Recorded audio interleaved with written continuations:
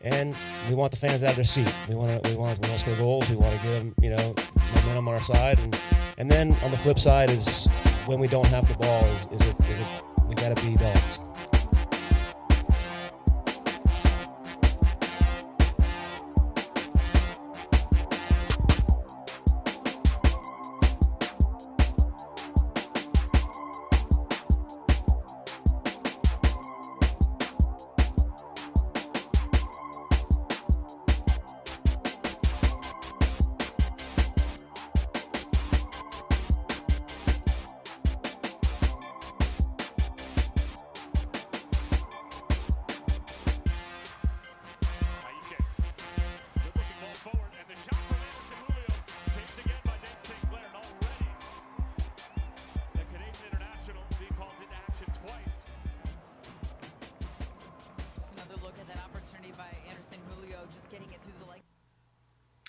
And hey, we are live. Welcome to Afterburn Soccer Show.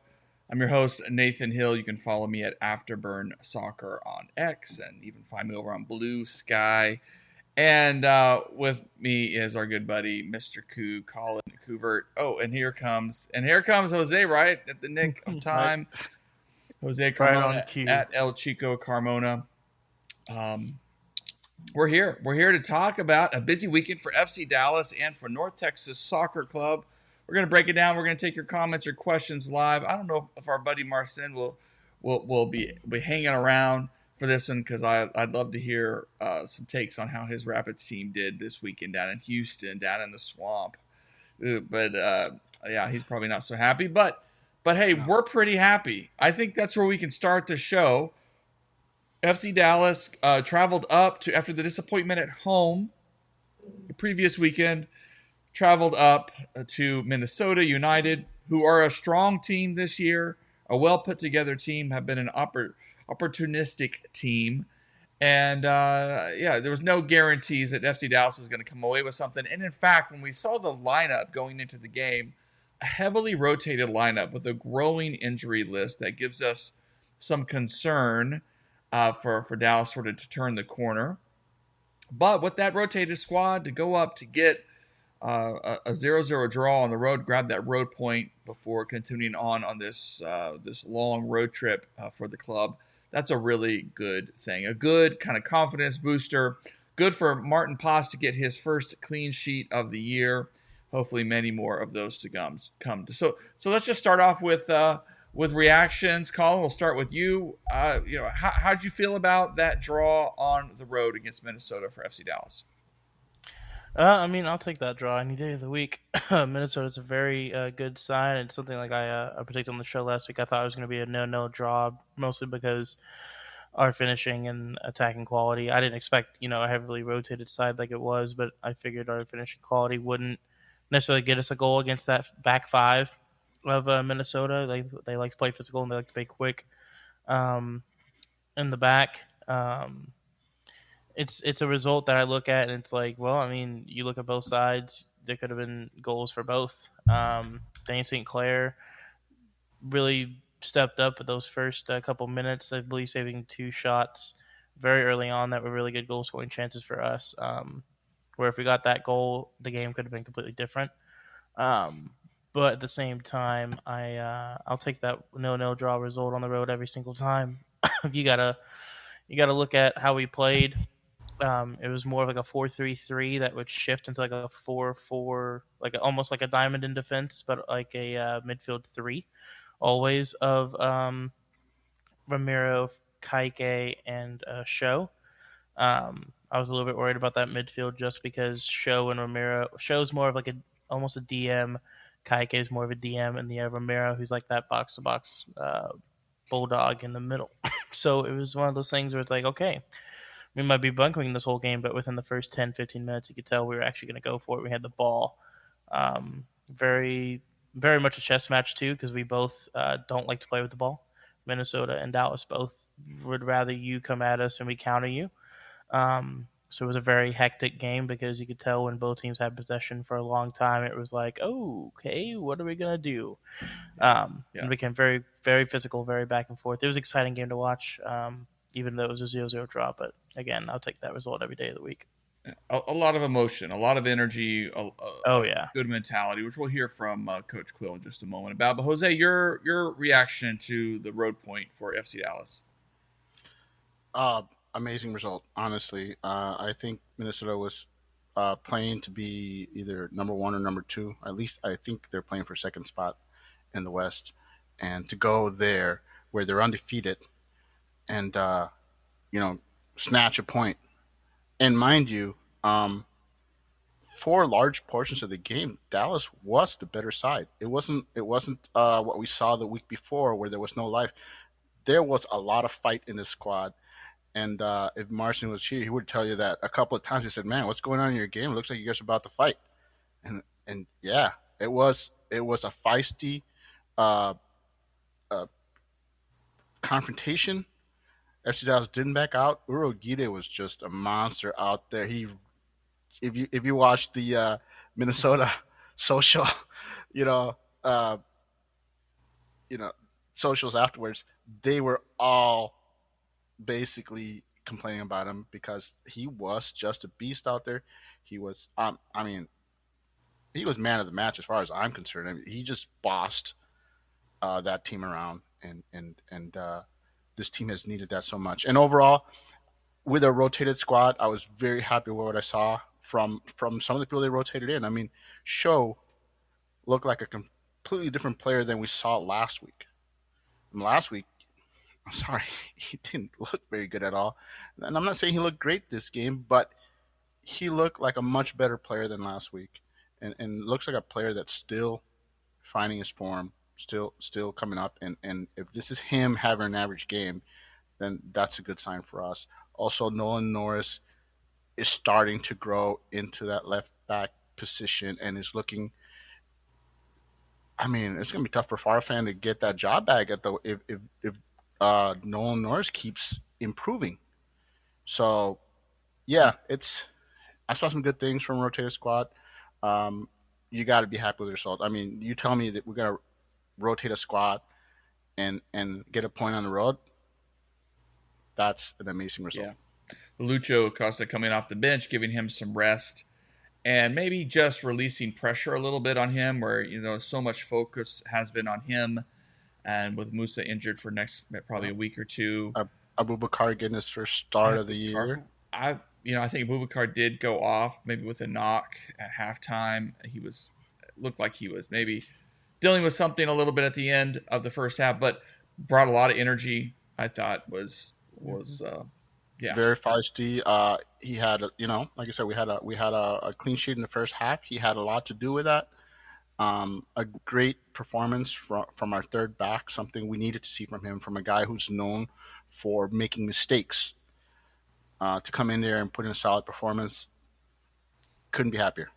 Yeah, good stuff. Well, let's jump over first to hear from FC Dallas head coach Eric Quill. I was able to open up the questions after the game, just kind of about his general thoughts of the match. I'm just extremely proud of the mentality to respond tonight. I thought their efforts, the desire, and the moments of fortitude, the belief to stay in it when we were suffering a bit. And we competed. I mean, I told them before the game that this game was going to be unlike anything we've played so far, just because this team is they're super direct, and they have a big mentality, which is why they're at the top of the heap. And this was going to be, whoever was going to win was going to have a bigger mentality. And I think both teams had big mentalities tonight and fought each other. And we had chances. We had some decent chances to maybe steal it. But we played hard. I mean, yes, can we add some more quality? Probably, but this was never going to be an easy game. They make it that way. And this is not an easy place to come and play. The environment is you can feel it. And I thought we didn't let the moment become too big where the crowd just gave them so much power. I thought we were able to nullify a lot of their efforts. And I'm just super proud of this group and how they've been able to respond. I know we definitely want to turn around at home, but we could have been down on our luck and come in here and gotten stung and been flat-footed, and we weren't. We fought our you know what's off, and that's what I'm most proud of. There he is. All right, Quill, just proud of this team's effort. And I guess the question is, and we got your fan club in the house here. Coop. Well, let me fix that. But does this give the team a boost? Does this defensive performance particularly give the team a boost preparing as they prepare to travel down to Miami later this week for that Sunday evening match? Jose, you feel like the team can go in with a little bit extra confidence as they prepare to face probably one of the most talented teams that in Major League Soccer ever. Well, one of the most talented teams offensive wise. I mean, they've got excellent attacking, excellent midfield. I'm still not sold on their defense. I think teams sit there and they worry so much about what Miami is bringing forward that they're afraid to attack. And the way Dallas plays, looking for the counter, they're gonna get their opportunities. If Miami gets their opportunities, they're gonna finish. So FC Dallas has to finish when they get those shots because they will get them. They play in. I believe that they'll have their counter opportunities, but I can see them giving up a goal, possibly two. Miami is that good, and they can create something from nothing. They can break you down like no other team can. So there's no shame in allowing a goal or two against Miami, but I fully expect FC Dallas to match them goal for goal, and I think this is another game that is going to be, competitive, and if they show the same kind of fight they showed against Minnesota in Miami, yeah, this team has a chance. I mean, I know some people think Miami's just going to roll over us. I think Dallas feasts on teams that don't play a low block, and Miami's not going to play a low block, and that's something that FC Dallas is built to take advantage of.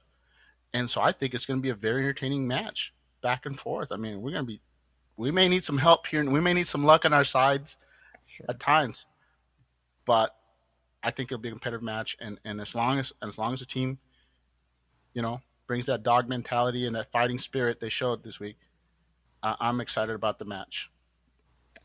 Kuv, you feeling a little confidence for this team going into Miami? I am, but it's for a little bit of a different reason. The reason why I feel a little bit confident is after any time we got to remember Miami does play in Vancouver for Champions Cup on Thursday night at 9 o'clock our time, so they can be playing at 10 o'clock their time, which people say that doesn't matter. Dog, me going to the East Coast just to watch a game with the hour jump felt like an eternity for me. So the hour of definitely will matter difference for them playing from 10 to midnight, and then having to get straight back on a flight back to Miami. That way they have time to train and rest and recover before Sunday at 4 o'clock. Basically, you do the math. They have basically 2 days of training and rest before us. We have a whole week to settle and do whatever we need to. This is obviously also history is a little bit on our side. We've only lost to Miami in penalties during Leagues Cup. That is the only loss we've had against Miami in the entire history of our clubs playing each other. So it's one of those things where, not to be a history merchant, but I can see us getting a result. I think, like Jose said, they're not very sound defensively. Ustari is an insane goalkeeper. He's not getting red cards in like the 18th minute, but he is a top goalkeeper in this league. They have the talent on the back line, but no cohesion. It's one of those things where if we could take advantage of their weak defense, we can definitely get a goal or two. It's just, I'm leaning towards, again, like another draw, but I think it's going to be one of those games where it's going to be exciting to watch like Minnesota, but for different reasons, where it's going to be super open. And Nolan Norris is going to have the game of his life against Lionel Messi. So I know he's excited for that. It's what you dream of, getting to play against that in that kind of scenario. So yeah, it'll be interesting to see. And of course, the one little strange thing about how FC Dallas lined up against Minnesota because of injuries, they really had three, defensive minded midfielders, right? And Show, Ramiro, and KK, who, hey, good KK didn't do anything dumb, didn't get that early yellow card, settled in. He looked great, my man. He looks great. I thought he looked fabulous. He looks like he's worth the money they spent on him. You're talking about a kid only what, third start or second to start, third match. Yeah. Second start, third game. Yeah. Yeah. And he's growing in front of our eyes. I mean, some of those tackles that he made, late in the match, man, I was like, got you fired up. I mean, he was going in hard, and honestly, nothing against Ramiro, but we've missed that guy that's not afraid to go in hard, not afraid to make those tough challenges. We've seen Urogita do that a lot also. So to see more than one guy doing that makes my heart proud to see the team showing having players like that. And I think Kaike is. I mean, this kid. We're just basically scratching the surface of what he can bring to this team. He's still very green, very raw, but you can already see the confidence growing and him basically, getting more confident. And same thing with Norris. The more these kids play, they have the talent. They just lack the experience, and they're gaining it, and they're thriving, and that's very exciting to see. Yeah, I mean, and I just with the roster he has, it was probably wise, and we'll probably see something similar on Sunday night to go with a little more defensive minded on the road. Show put out a good effort out there, worked hard. You could tell he's still maybe working a bit back in his fitness levels, but did ranged around. But you did lack maybe that one more offensive minded player. I mean, you rested Lucho, so you didn't have him, but maybe a Siki or someone like that could come in and have a little more.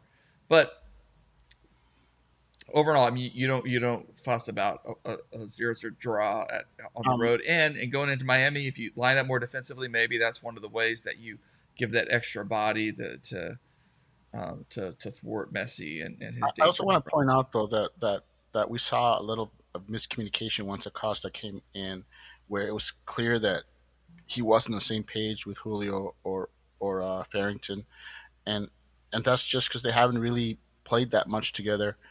Julio missing time to get his green card. Farrington basically, he's not a starter for us. So this attack is basically gonna have to grow, and I think as they play more together, we'll see a little less miscommunication. Some miscommunications were pretty obvious in this match, where you could see Acosta basically yelling at someone, going, why, you should have kept going. You tell he was barking at them because he was anticipating where they were going to go, and they went a different direction. Just more time in the field together, and that'll come around. I'll say that, and you also got to think something that Logan was doing a lot is that in this Quill system that he's been playing in, he's been playing more out wide and not central. In preseason, he was playing that right wing and left wing position with Julio. Even when he started on the wing, Julio would still take the striker spot, and Logan would fill underneath with Lucho.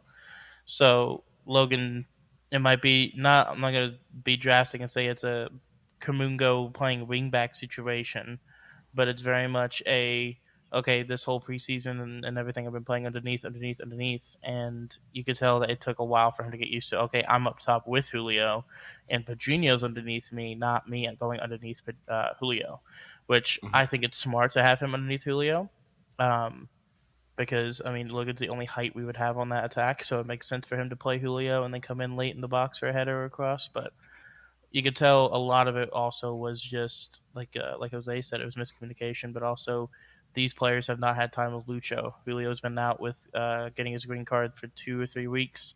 Logan has been on the bench. Pedrinho was subbed for him. And then you have Show and Kaike, who are, again, Show's first start, second match, Kaike's second start, third match. So it's one of those things where again, I think this lineup that we saw, the midfield at least, is going to be probably the midfield we see for a while, even with Leggett getting back healthy. If anything, it'll probably be legit Kaike show rotation of the three. I think Romero is really the only solidified starter until he gets maybe if he gets ran to the ground a little bit for health reasons or for just age. He's 31. We got to remember. So I think the midfield will be a constant rotation, and then Paxton Pommercall also we forget about him, but he's back in training. He has been for a week or two, actual team training, so that is good to see. So he should be back, I believe, from what I've heard, uh, June, July. Wow. So Okay. that'll be good to see and have him back as well. And then once we get him back, that midfield, man, it might be up there with one of the most well-rounded in the whole league. Okay. Good thing.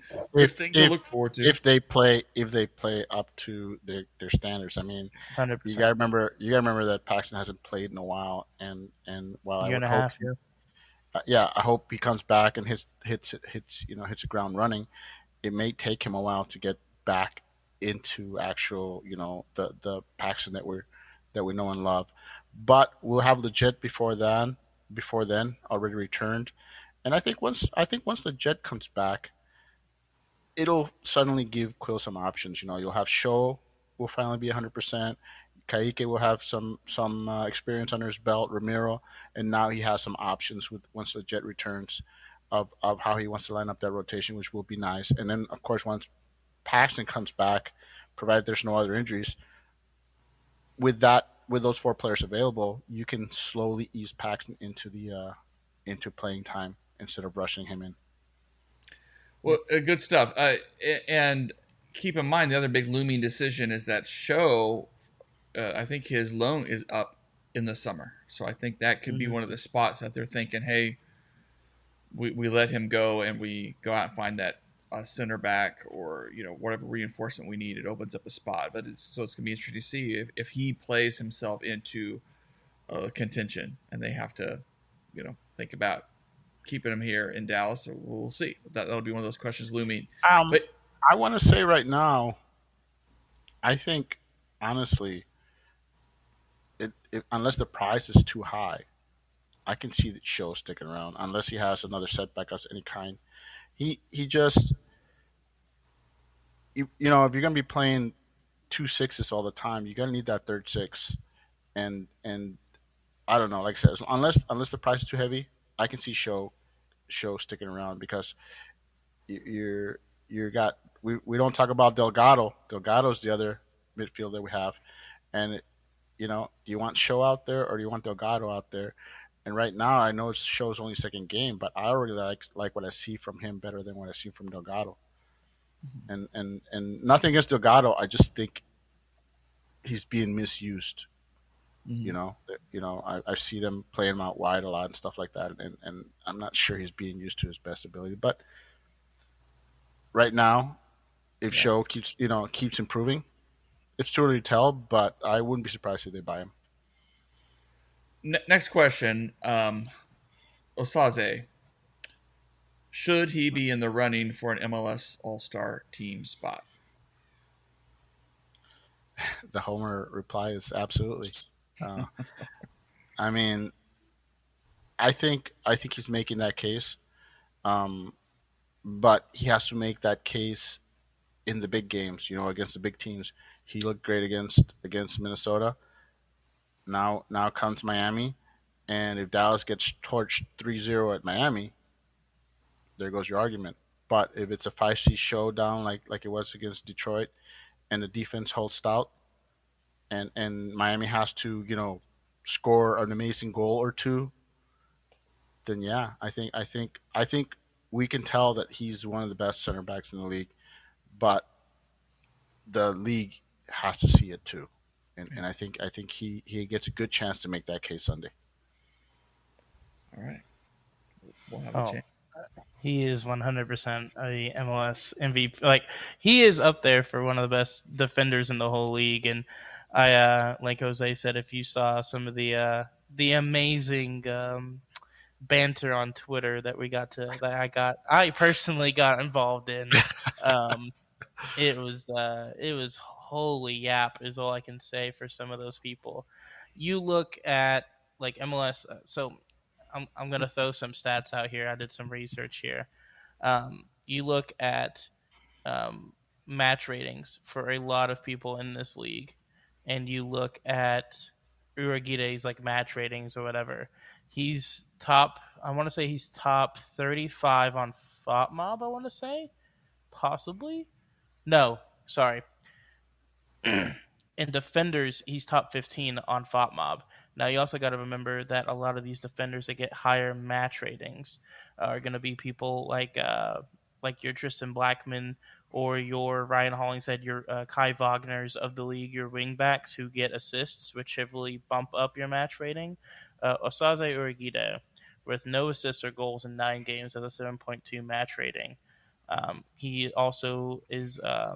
I posted it on Twitter. He is like 96th percentile in preventing goals. He is 95th percentile in defensive actions. He is, I believe, in multiple of those top 6 stats that they show you. He is in like a top 5 range of all center backs in the league, beating out center backs that have gotten multiple MLS All-Star games, such as Yaimar, Walker Zimmerman, and both Glesnes and Jack Elliott for this season. So it's one of those things where Uragide, he might get what we call the Dallas tax of not being on a popular team and everything like that, or being on a quote unquote bad team. But he is clearly one of the best center backs to play in this league. The socials kind of posted it today. Like, he led the game in ground duels won, in aerial duels won, like quite literally everything for the game on defensive stats. And it's one of those things where you look at you look at like just how he's playing too. He passes the eye test, he passes the stat test. It's just insane. Like, he had the best passing on the team, missing only 3 passes, 44, 47%, or 47, which is like, I want to say it's like a 93%. He won 11 duels, which is the game high. 7 of 8 aerial duels, which is game high. 12 clearances, game high, and had a clean sheet. Like, these are stats that no center back in MLS is consistently putting on, and Uragide is consistently putting on. I think the lowest pass accuracy in a match he had was 85%, and that was on the road to Atlanta. This is a center back that we thought Coast was an amazing passer of the ball, and he was. Uragide makes Coast look like Ibiaga with his passing.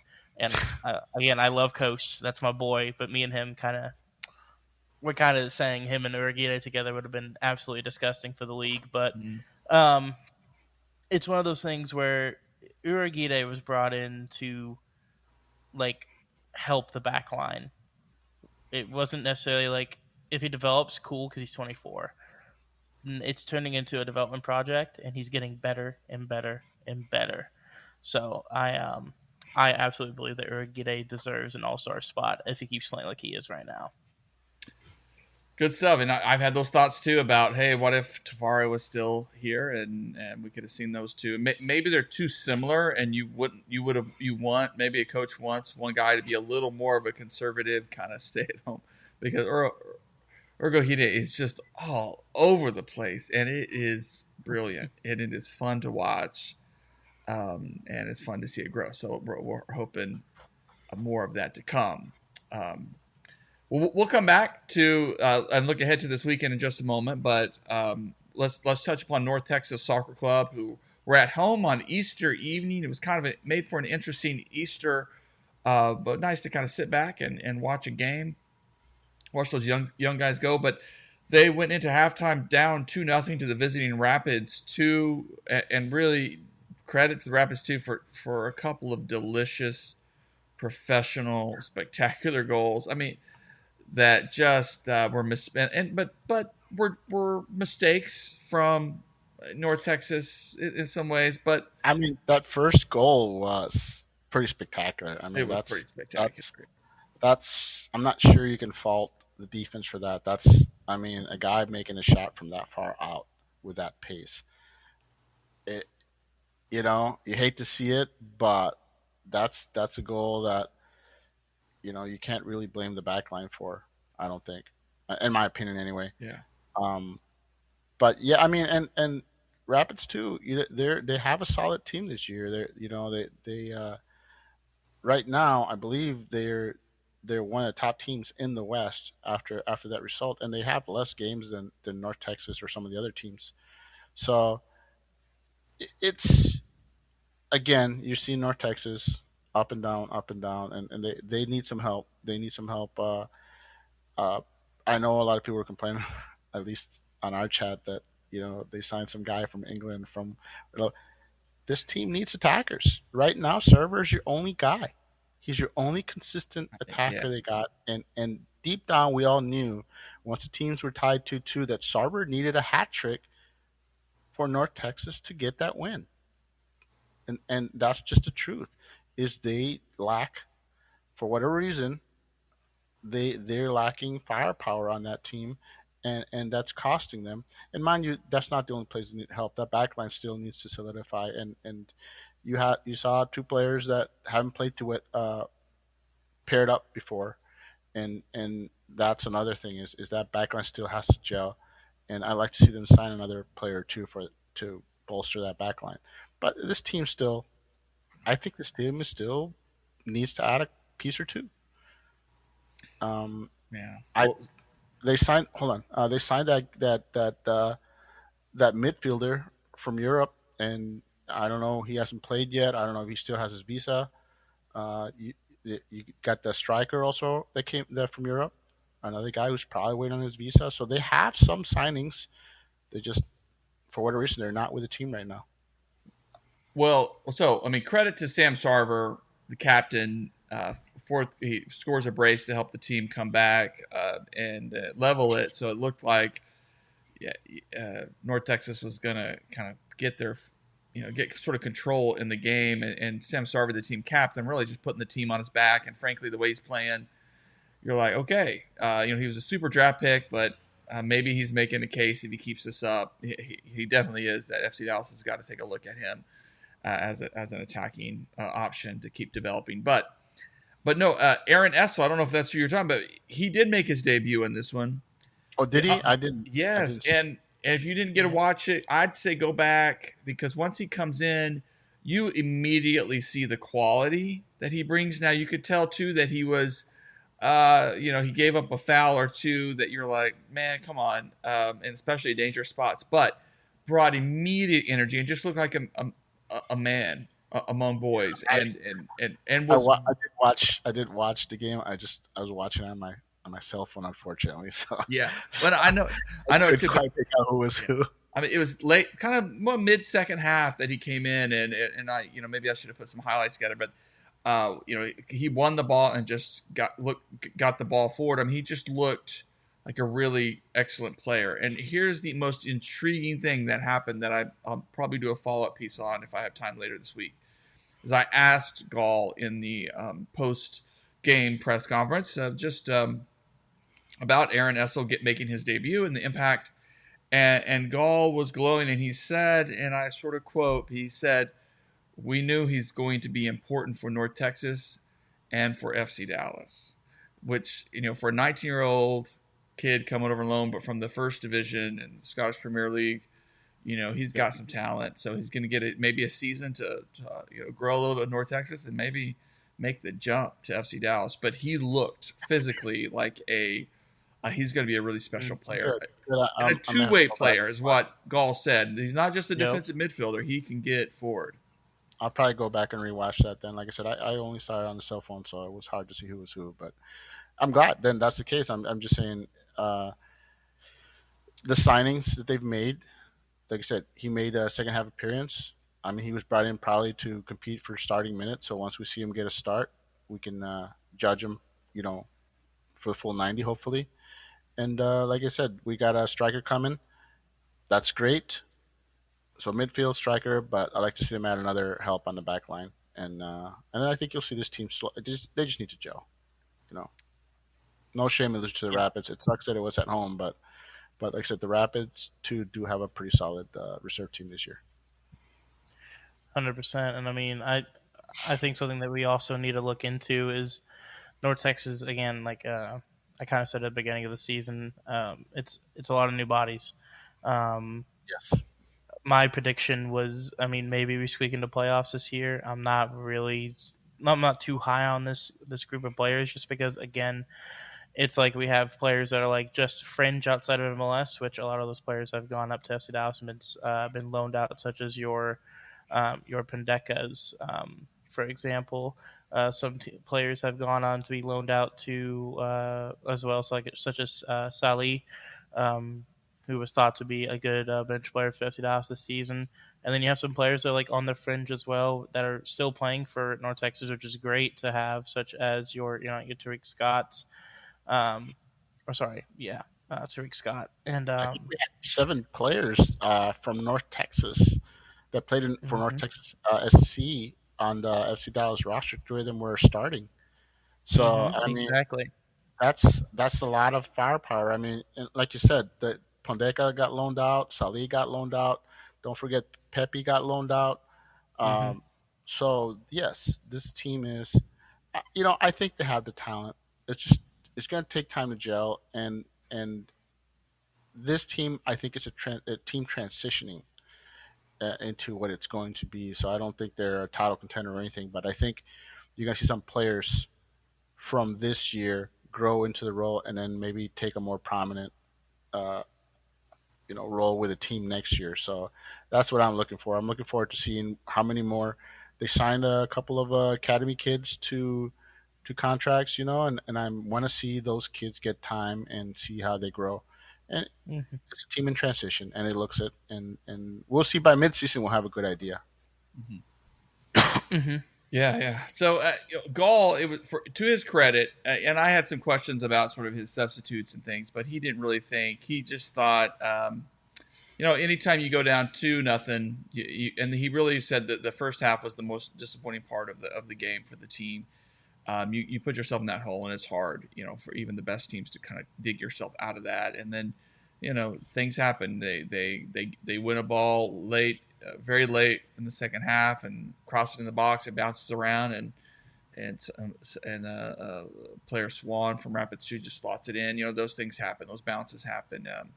But he thought the response in the second half was good, and he thought this team there's still enough positives from this match that they're going to improve. So it was interesting to hear from Gall on that. As I know he was disappointed, but he saw enough positives that I think we can keep looking forward to what this team can put together in the weeks ahead. Well, let's shift over. All right, as we close out the show, let's do predictions for Sunday's match as FC Dallas travels down to Miami. And yes, I had forgotten that Miami's playing midweek, which means they're going to have some rotation. This could be kind of one where they look to sub some guys in late to push for the win on Sunday night. But so Dallas is going to have to, be ready to work their roster in that way. Maybe we'll have some guys get healthy in between then and now. I don't know how long, like Leo Chu is going to be out or Musa. Hopefully sooner rather than later. But maybe you don't want to rush those guys out to start too. I love the idea of a draw, but I feel like I think this will be one that we take the loss, not because I think FC Dallas is going to hang. I think we're going to do well, but I think it's going to come down to just a magical moment that Miami seems to have in their back pocket lately, and some of their depth. And just they're going to get that one opportunity and late in the game, and it's going to be a 1-0 victory for Inter Miami. So I hope I'm wrong. But Jose, your prediction? I'm gonna go with 2-2. I think Julio is absolutely going to terrorize that Miami backline. Um, I think he will, and if him and Acosta are going to be a handful for those guys, and for a team that is not gonna, Miami's going to be trying to attack.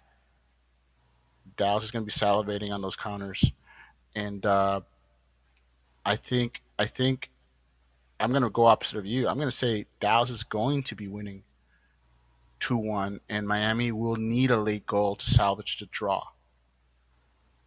Because Okay. I think Miami, I think FC Dallas scores on Miami, and then Miami just goes into moaning and complaining to the refs and basically getting flustered. and maybe some of that's fatigue, whatnot. But I think they're a team that wants to go forward, and don't get me wrong, there's going to be some scary moments for FC Dallas, but I think FC Dallas, they're going to fight those guys and they're going to hit them in the mouth. And I wouldn't be surprised if it's scrappy with a lot scrappier than Miami wants it to be.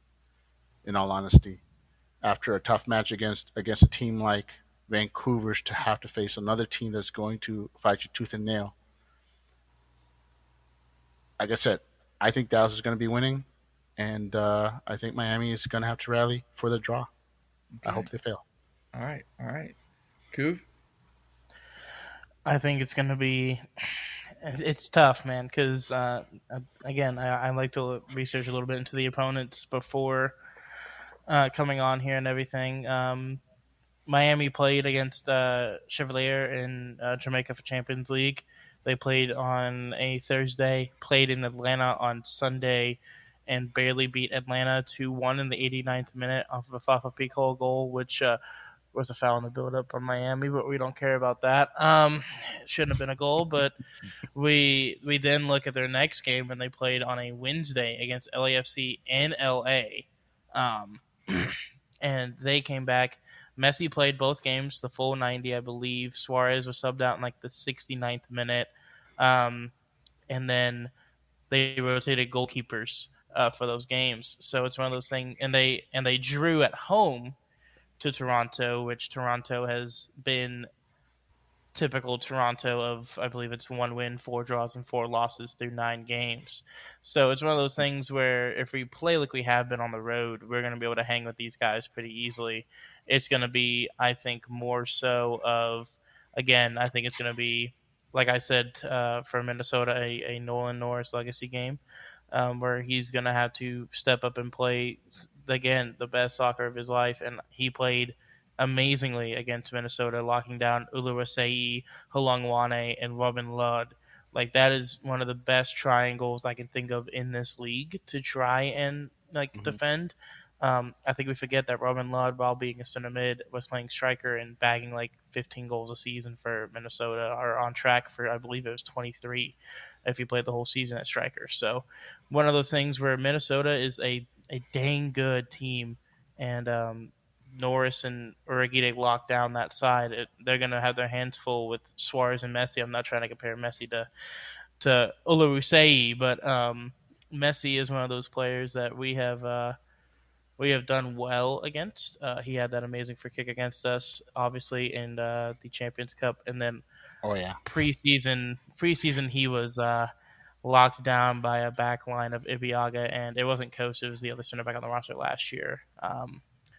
But the name's, it's gone for me. But basically, I'm saying is we have a really good track record against Messi. I think it'll be like a 1-1 draw, and I think it'll be a late goal from us, where we're fighting and fighting and fighting. The old men have been subbed off with the new guns, and the experience ends up biting them in the butt in transition, and we get an easy goal from Lucho or from not Petamuso, sorry, Logan Farrington. Good. Love it. I do think the margins are going to be thin on this one. I really, and it could, so and hey, maybe it will be, it's going to be an exciting game. I don't want to, it's just hard to know right now. And I think the injury, for me, the biggest part now is this injury roster, the injury riddled roster that we have right now. That if a couple of those guys are healthy, I think I like our chances even more, because even that just gives us some extra bodies to turn to in this match, which I think is going to be physical and intense. But we'll see. But I do like Jose. I mean, I think your point is good that if there's a team that is going to really mess with Inter Miami, it could be Julio, it could be Logan Farrington, it could be a Bernie Kamungo running onto balls and making chaos happen, and so if that happens, if that's the game that unfolds, then yeah, I think Dallas, we're going to be looking in a pretty strong position as the game wears on, but we'll see. Yeah, I think like I said, I think it's gonna be entertaining. I think we're gonna be, you know, Yeah. chopping on our nails down the stretch. But I'm looking forward to it. Win, lose or draw, I think it's gonna be an entertaining game. All right, we'll leave it there. We appreciate everybody listening in. Mason McCord for making sure you wanted to hear Colin offer up his yapping. We appreciate it. And of course, everybody who listens to the podcast, wherever you find podcasts, appreciate any feedback you can give us. And we'll keep trying to post some other good things at afterburn.soccer. Get a video clip or two up this week so we can keep breaking down these results and thinking about what lies ahead for FC Dallas and for the league. But that's it for now. So good night, everybody. Good night. All right, good stuff.